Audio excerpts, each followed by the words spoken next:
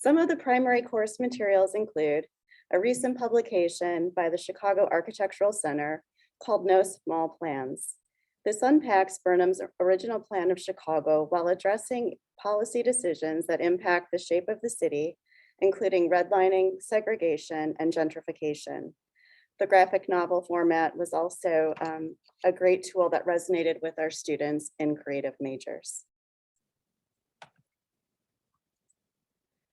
The second was Jan Gehl's Life Between Buildings, specifically looking at his 12 criteria for the design of successful public space. This framework was used throughout the semester as we introduced students to observational techniques and finally in the community project. Course learning outcomes, first, to gain an understanding of the city of Chicago as a site of questioning and exploration. Second, to identify frameworks for new and/or deeper ways of thinking, for understanding the urban context and communities that surround Columbia College Chicago. Third, to participate actively in different learning environments, such as large-scale presentations, team learning activities, face-to-face and online, and instructor and peer mentor interactions. And finally, to experience aspects of the city of Chicago firsthand and to reflect on those experiences with a cohort of student peers. We're doing a little bit of a switch around. We actually have a couple of short films to show you. One of the things that we did with the city observations with the Gehl's criteria for looking at spaces in the cities was in the beginning of the semester, we went with the whole class to Maggie Daley Millennium Park for them to do a group project. And then for the third city observation, they returned to Maggie Daley Millennium Park and they had to do their own observation. And they had to then take that and create a multimodal piece where they incorporated at least one piece of course material, videos, music, podcasts, texts that we had presented to them in class. And because it was we're a college for creative majors, we wanted them to look at the city through the lens of their own discipline. And so, sorry. I was logged in before. Hold on one second. I'm going to just stop share for a minute. I was logged on.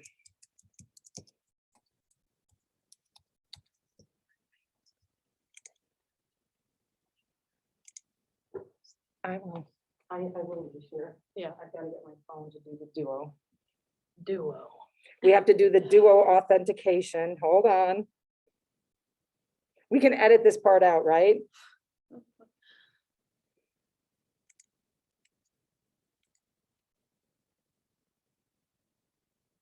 Okay.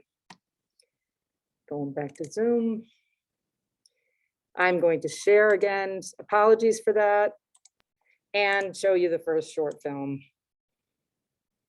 You will recognize some of the music, and all of this is student work montaged together by me.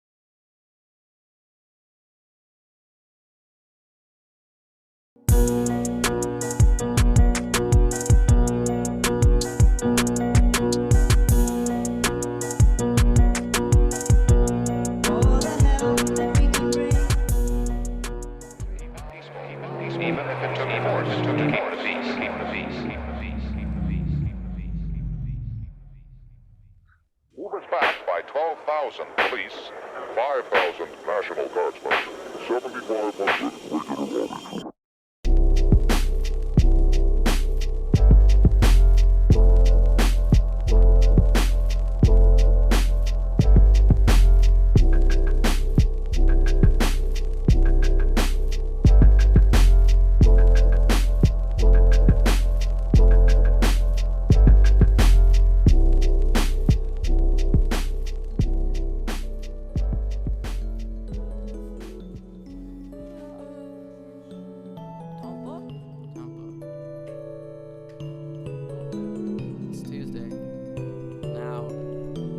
course, it's a special place about a mile from where I stay. It may feel close for winter, but there's this game I wanna play. You see, it may take a millennium to make it there. The cold just hurts my face above or below. It's not a millennium, but it's not too out of the way. I'm talking about Maggie Daly Park, goddammit. I stay up too late, it's too early when it gets dark. I still contain a sliver of hope, I'm praying it doesn't rain. I'm gonna play some mini golf while the cars honk on Michigan AU. Slang on the avenue, I'm trapping out my knowledge of no small plans. Say thanks for having you, the gratitude is laid out on land. I'm very happy to complete the semester, the seconds it took like a blue line to Western. I barely made it through slight heart, eyes, and chest burns. 9 a.m., how about you? 10 a.m., well that wasn't true. Chicago's History Museum would have been better as a zoo. I put that penny in my juice, Emily rubs the ice freaking shoes. So the Bobby Seale, Mayor Daley, and the poster from SDS were not student work. And of course, as you heard, one of the students was riffing off of, oh my gosh, where are we? Did we fall out of the meeting? No. Still here. Oh, okay, Oh, no, okay, no. sorry. Still I was see like, it. whoa. Oh, it worked. Okay, so yeah, one of the students was riffing off of the iconic Chicago song. So that was all student work except for those 3 images, and I montaged it together. And so you can see that for first semester students, kind of an amazing amount that they kind of took that in and were able to put together those 3 different audio pieces and the images and poem. So we were super excited about that.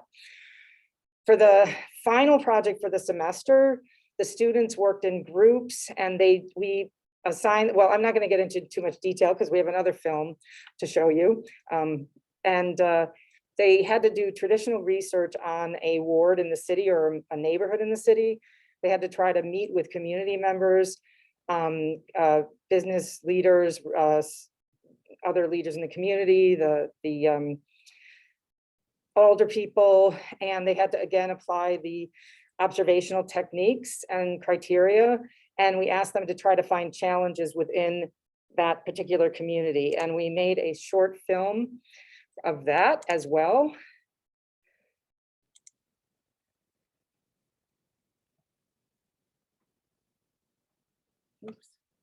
These projects are intended to focus on a particular ward, echoing ideas about the city and the design of cities in smaller areas such as neighborhoods and communities. We want students to become aware of how the design of systems and services and social forces all fit together, creating situations in particular community areas or Chicago neighborhoods where folks have access or no access to healthcare, transportation, education, or economic opportunities through jobs. These are just a few examples. From a social justice perspective, there's all sorts of ways you can think about how folks either have the challenges of getting access or the benefits and privileges of having access, depending on where they live. You can look at that globally, you can look at that nationally, and you can look at that locally. In this class, we look at that across the city of Chicago.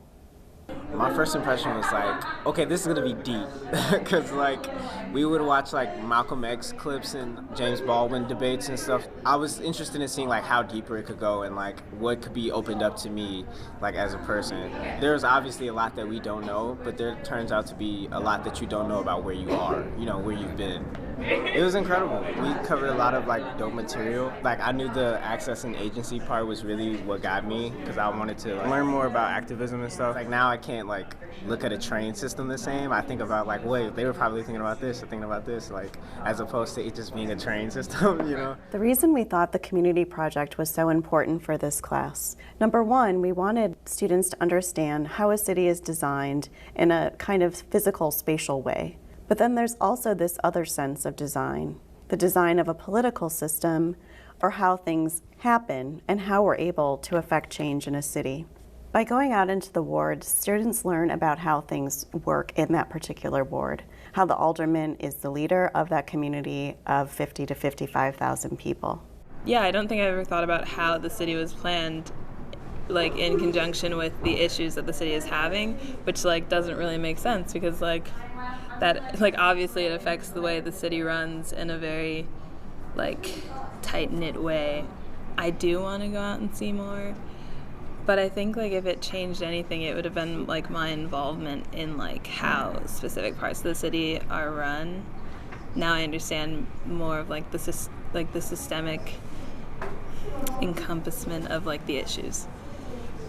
Since this class, it's kind of opened my eyes to how the city works and all the conflicting ideas, because on one hand you want more public green spaces or something, but on the other hand there's this business that really could help boost the economy. So seeing all the conflicts of interest and how complex it can really be gives me bigger respect for the people in charge. Once they have a sense of how things are structured and how one alderman brings the issues of a particular community to the city as a whole, they begin to see how it's possible for one person to have impact within their community areas. Sometimes you feel so small when you're in a larger metropolitan area like Chicago. But once you have this understanding of how things break down into smaller pieces, I think it's possible to realize that you too can have a voice. Most difficult part was trying to reach out to the alderman.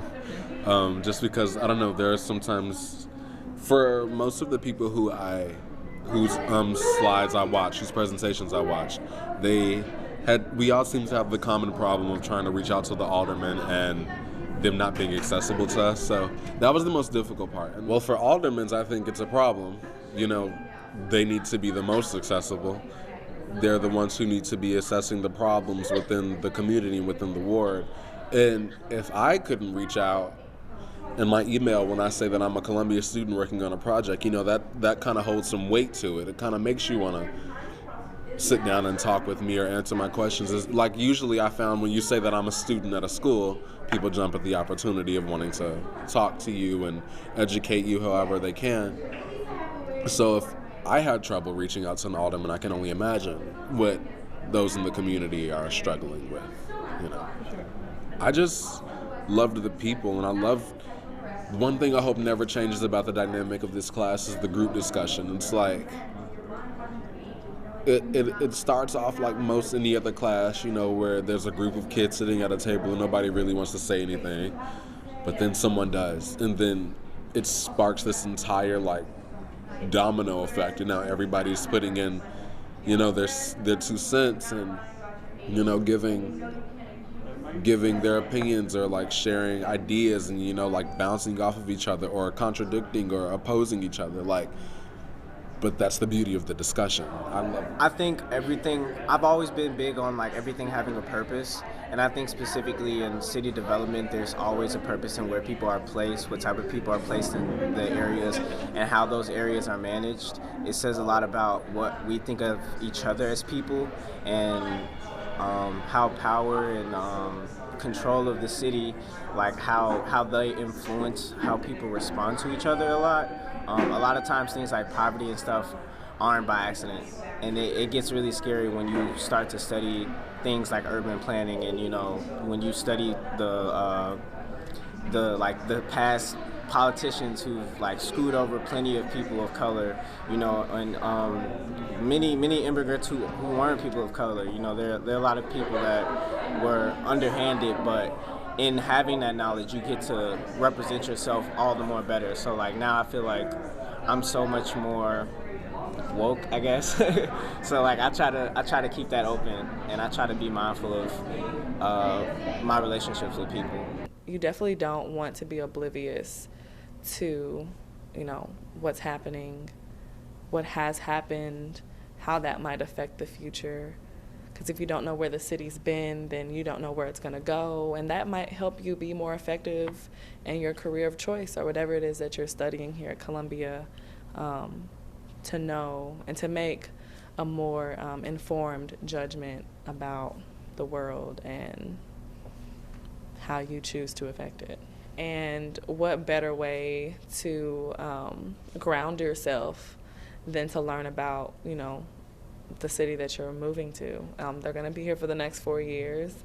Hopefully, you know, finish at Columbia and, you know, eventually go out and look for jobs. And, you know, who's to say that they won't move away to another city, but, you know, while you're here, just knowing how to maneuver, knowing you know, who's around you and, you know, how things got to how they are now. I think it's just really important to know your history, even though it's not your direct history. Like, you're here now. This is your home.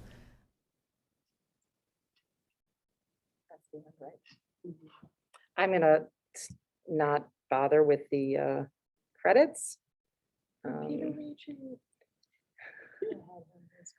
I will go back to the PowerPoint. That was also student work that you were seeing for the majority of that, student work and student interviews.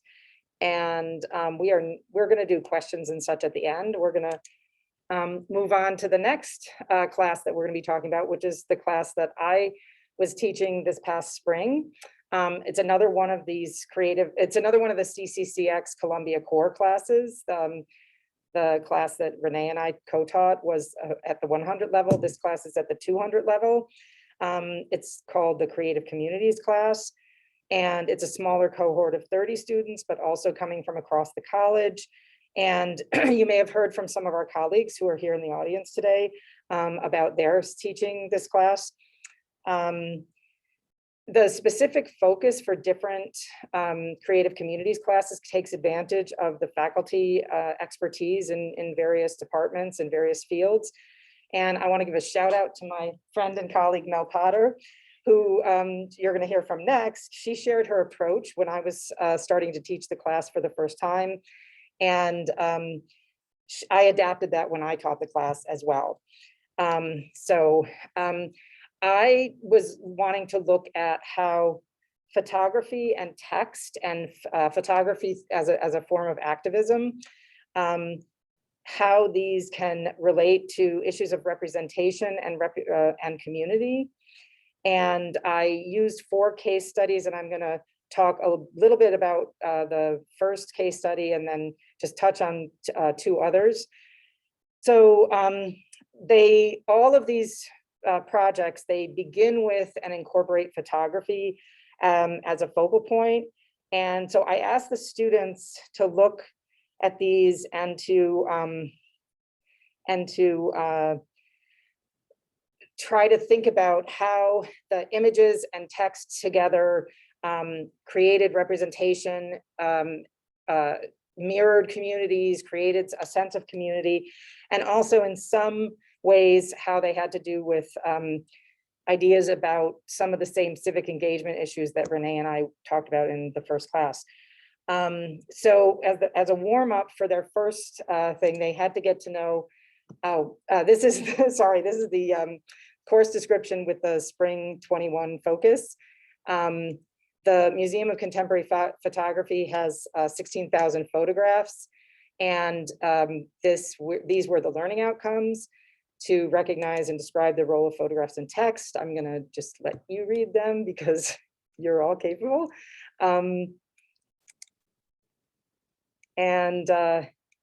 We started at the Museum of Contemporary Photography, which, as I said, has 16,000 images.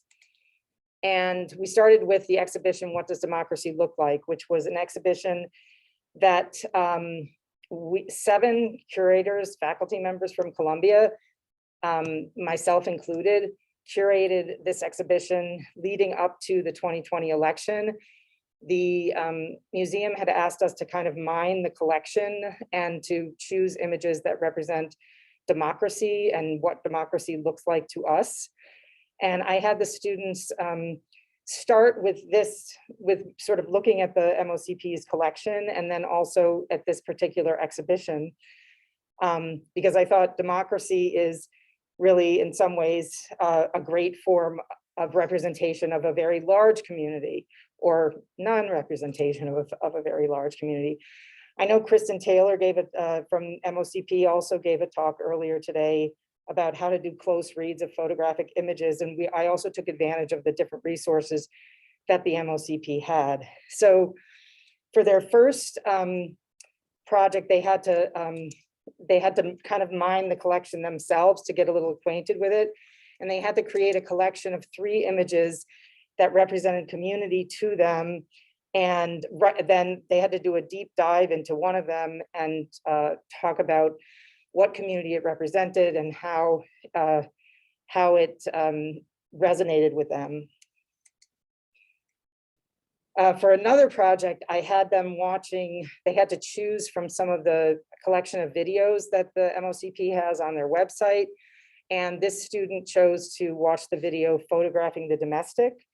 And she chose to also write about this image, Hot Comb Lullabies, which is a photograph from Cecil McDonald, who's also a faculty member here at Columbia College Chicago in the photo department. And I asked them to watch the video and to think about what communities and ideas were represented within that, and to write about that. I wanted them to get a sense of the MOCP as a resource on campus that they could return to, and then think about it for research or for images for their projects, or also to know about the exhibitions that take place. Their final project that they had to do with this particular case study was to go back to the collection and choose images. I'm going to jump out again to a Prezi that I was really happy with. These students they used this as their template, and they chose to make a Prezi that sort of gave the ground story of where they started with this project. And then, I don't know why it's not moving forward. And then talking about their specific communities that they belong to. I asked them to identify the communities that were common to everyone, and then communities that were common to just 2 or 3 of them, and then to represent that in some form of a presentation. And they took all different forms. This was the Prezi. Some people did PowerPoint presentations or documents, and it was up to the different groups to choose how they wanted to do that. And then finally, at the end of the semester, they had to interview one of the curators of the exhibition and talk to them about how they had put the exhibition together. And I wanted them to also recognize that faculty across the college are also resources in their own community. The next case study that I did was the Folded Map Project, which is a Chicago project that Tonika Lewis-Johnson, who's a Columbia journalism graduate, started and is continuing to today. You can take note that she has some educational resources here on the Folded Map website. But her project involved also issues around redlining and segregation and what the impact it has had on the city today. As a high school student, she took the Western bus from Englewood up to Lane Tech, and she noticed how the streets on the north side, they had the same name as the streets on the south side, but they had very different environments and different sort of a feel to them. She started off with photographing, and then she moved to videotaping. And I had the students investigate all of this material and also write about this and look at, again, how this project was an activist project in the city of Chicago. And then the final case study that I'll just touch on briefly before I pass it over to Mel is a project by Cheryl Oring, who is an artist who also began in journalism. And when the second Bush was elected, she began a project called I Wish to Say, where she would go out into public spaces dressed as like a 1960s secretary a la Mad Men, and sit down with an old typewriter and ask people passing by, what did they wish to say to the president? And over the course of starting in 2004 up until today, she's been doing it through all the presidencies. Around 3,000 postcards have been sent to the White House with these individual citizens of the United States perspectives and ideas that they want to share with the president. There is an archive of this work where it's photographs of the postcards and photographs of the people who were speaking the postcard. And I asked the student, she's done this several times in Chicago, so I asked the students to mine that archive and find a postcard that had something that they wanted to write about, an issue that they wanted to speak to.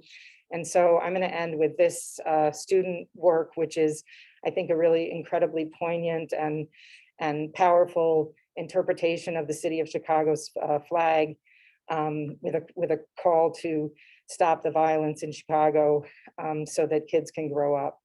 And that was from a postcard that was written from someone who lives in West Chatham, and she said, you know, can you do something to stop the violence here? And with that, I end. Thanks, Joan.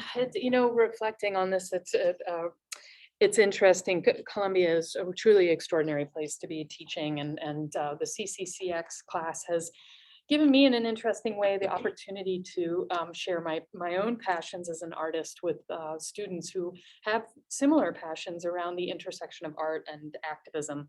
So my class focused on a collection, a very distinguished and fascinating collection at our Columbia College Chicago archives. I have been embedding at our archives for a while as we moved the Center for Book, Paper, and Print Records over, and I fell in love with Heidi Marshall and Dominic Rossetti, who are our two full-time archivists, truly brilliant people who were always willing to collaborate. And I started to become familiar with this anti-apartheid collection. And this collection, so this is our section description, which just outlines that through this course, the students would be studying the anti-apartheid collection as a framework to understand how apartheid still exists and is manifest in the city of Chicago. So a shout out to Dr. Lisa Brock, who was, I believe was, right? Yeah, Columbia College Chicago Chair of Humanities, who actually helped bring the collection together at our Columbia College Chicago archives. It's one of the things that's also extraordinary about working with archives is understanding the breadth of information, helping students understand that digital commons, when things are digitized and uploaded with proper tagging, they become internationally relevant and searchable. So this database is available to all for research. We start by asking the students to choose images that are thought-provoking to them. Like the students, I noticed something new every time. So this past time when I was putting this together, you see it says whites only here, but there's always something to learn from these. And so we take this journey together to learn about how posters speak, that they have aspects to them around the choices of images, text, and implementation that can tell us a full story. We also talk about, as I mentioned, apartheid existing in the United States, the word apartheid meaning apartness. And we try to locate what that means for the city of Chicago. So it's a great crosstalk with what Joan and Renee were speaking about. We read George Lipshitz's Possessive Investment in Whiteness, which talks about some of the most timely and important issues of our time. For instance, the issue of Black people in America being barred from getting certain types of housing subsidy and or mortgages, and how Ronald Reagan was in many ways the beginning of a new era in evil. We also talk about the investment of artists in this. So many of these posters don't reveal who made them. Here we have Nancy Spiro. Nancy Spiro has a huge installation at the Harold Washington Library, which is very inspiring to the students to know, but that the movement to end apartheid didn't just take place in South Africa. It took place across the globe and also here in our midst in the United States. And just to show, you know, again, the breadth of images. But you see down here, we start to get text things, and you end conscription campaign. These become things that students can learn in greater depth. So I've taught 3 sections of this in the pandemic. It has been interesting, to say the least, and had to develop a whole new rubric and methodology. Through archives, they developed 2 systems for us. One is called reading the image. Reading the image, we literally take the image in quadrants. This is actually an advertisement for early Columbia College Chicago. We can learn a lot about what the school was like at the time based on what we see, but there's also a lot of nuanced things. Like, for instance, Heidi and Dominic always point out that the phone number doesn't have a 312, which may indicate a particular year. So the students start building their skills in how do we understand what something is meant, not just by thinking about it from our own perspectives, but also by all the clues we can get from the images. Then we take it a step further. So we really go deeply into this idea of, you know, the artwork and a poster having a whole language and message. Analyzing historical bias is not only the bias that images create for us, but also biases that we bring to an image. And this becomes really thought-provoking for the students. We use a book, and I always butcher the name, but it's a collection of images, the Midway Plaisance or something like this. It's downloadable, Digital Commons. It is a collection of images from the World's Fair, the World's Fair here in Chicago, profiling different races and cultures across the world. And now we start building this very intersectional conversation about how women and men from different ethnic and cultural racial groups are portrayed. We further get some really insane text that also reveals a lot about what people at the time were thinking. The way I teach the class is in concentric circles. We start with Columbia. Columbia belongs to the students. This history it belongs to them. This is Ben Blount, who was a graduate of the MFA in Book and Paper. He is now a very distinguished letterpress printer, internationally known, and very involved in creating the images for the Black Lives Matter movement. We dig into the Chicago Women's Graphic Collective and we start talking about how intersectionally women are erased from a lot of history. This is an incredible collection in the University of Illinois holdings. This one being sort of iconic, Sisterhood is Blooming, but it intersectionally looks at issues facing women during the rise of the sexual liberation movement. And then we talk about Afrocobra, which is particularly interesting because there's emergent scholarship really pointing to Chicago as a ground zero for the Black art movement. We have a lot of our distinguished scholars in the city to thank for that. It is becoming internationally recognized. Most of the students don't know Afrocobra. I tell them that in 5 years, everyone will know Afrocobra, but this is Barbara Jones Hogu, also to again intersectionally point to the fact that the women of the Afrocobra movement are often not as well known as the men in the movement. And then we go more national. We look at different databases and projects. One of them, of course, is the great Emery Douglas, who is considered the voice of the Black Panther Party. What we also love about him too is he was very devoted to portraying women as active members of the movement who were forceful and powerful as well. A lot of new scholarship on him. So how do we get the students to make posters? They come from all the departments, music, fine art. Amazingly, they all end up making great posters. We start with mood boards and then small breakout rooms where they talk about their choices. Of course, the graphic designers become great influencers, but then other students become influencers in their own right as well. And they start making choices around how they want to use text, how they want to use image, the topics that are important to them. And so at the end of the semester, after the students have done all of this work, thanks to the online teaching tools through the pandemic, there was a huge online movement. I found out about Padlet, which is a great place to timeline images. This is student work on a timeline with their statements. And then our final critique, we actually spend half of it going to the Padlet board and writing feedback for all of the students. And each student has to write feedback for every single one of the posters. It's a really great teaching tool. Finally, so what are the students thinking about? You know, keeping in mind too that ultimately the students become part of this history because they are being activists in their city. Zombie workers, yes, indeed, that is certainly a major issue on the minds of students. Feminism and equality across all types of intersectional lines, death to the patriarchy, we're working on it. Capitalism and climate crisis, you would be surprised how informed the students are about the intersection of capitalism and climate crisis. I think we have Bernie Sanders to thank for a lot of that. That's a huge issue for them. Environmental racism was a big one because a lot of them live in the Pilsen community and in Bridgeport communities that are directly impacted by environmental racism. And then, of course, Black Lives Matter. The students do everything from painting and handmade posters to digitized images using the computer, and mental health, of course. So these are kind of the highlights of things I see over and over again. And then this extraordinary thing happens once again, thanks to the archive staff, capturing protests. So they developed a digital commons searchable database taking a snapshot of student experience during the pandemic. And my students' posters are now part of that collection, which is can be researched anywhere around the world. So the students have the choice to do it or not. The vast majority do, but they are part of this wonderful protest archive, which sits alongside the anti-apartheid movement poster and now is part of a history of Chicago, but also the timing. So America back to normal, not exactly, but I loved this image. I feel like it captures a lot about what's happening in the students' lives. So that's my last one. One more. Oh yes, there's a thank you. Thank you and questions. Yes, we can stop sharing. And we now. can stop sharing. Okay, here we go. All right. You want to go to gallery view? Gallery view.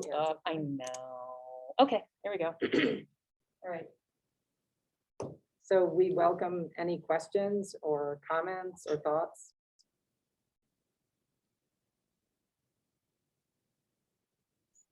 This isn't a question. It's just, I just am blown away by how well their work is executed and that it becomes part of the archives. That's just such an exciting thing. And I don't think we think often enough about how to have the work that our students do in a class have a further life beyond the class. So I just love that.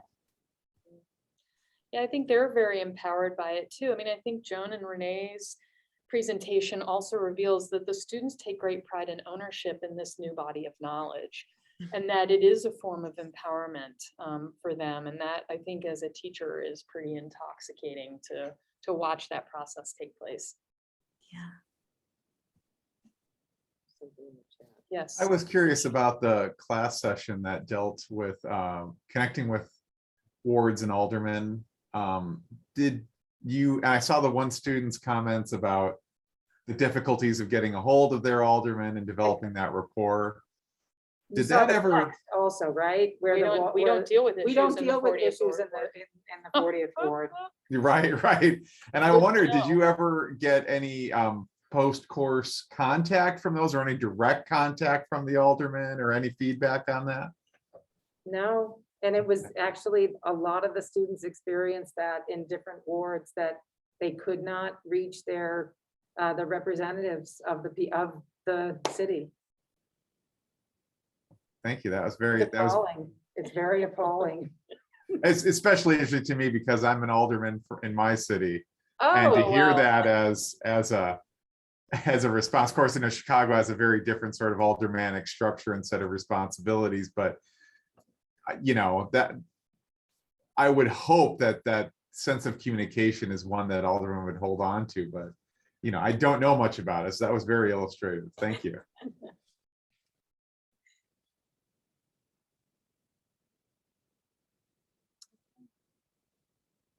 We're good.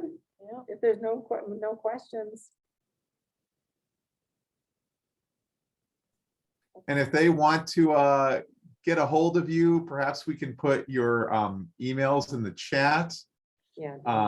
And of course, all three of our presenters today are from Columbia College, so you can certainly reach out to them through their publicly displayed contact information, and we can certainly put you in contact with them as well. With that, in case anybody else has questions, I want to thank our presenters today for doing a wonderful job talking about their courses and just telling their stories of advocacy and working with students and dealing with some forgotten corners and resources and populations within the city. So this has been a great presentation. I certainly appreciate it. And any closing thoughts or anything else as we round out this recording? Well, thank you for the opportunity. I mean, it's one that the curriculum conference allows us to do that we might not do otherwise, because as Columbia faculty, we are super busy, but I'm really proud of this kind of brain bank that we put together here, which I think is helpful to the school too. So thank you for the opportunity for that work. I can help you edit out those technical issues. I just refreshed my knowledge of Adobe Premiere, putting together that short clip. So I am sure that's not the most egregious technical error we've had today, I'm certain, so don't worry I about it. was, when I was working on it at home, my significant other said to me, "Oh, you got permission from Neil Young?" And I said, "No, look, it was, the student picked up that song and did a little remix of it, so I think it's okay." Fair use, yes. Well, thank you very much, and I hope you continue to check out. There's still some programming left for the summit going forward, although we're near the end. So I hope to see you in other sessions. Thank you very much. Thank you. Thank you All so for much. Bye-bye. participating. Yeah.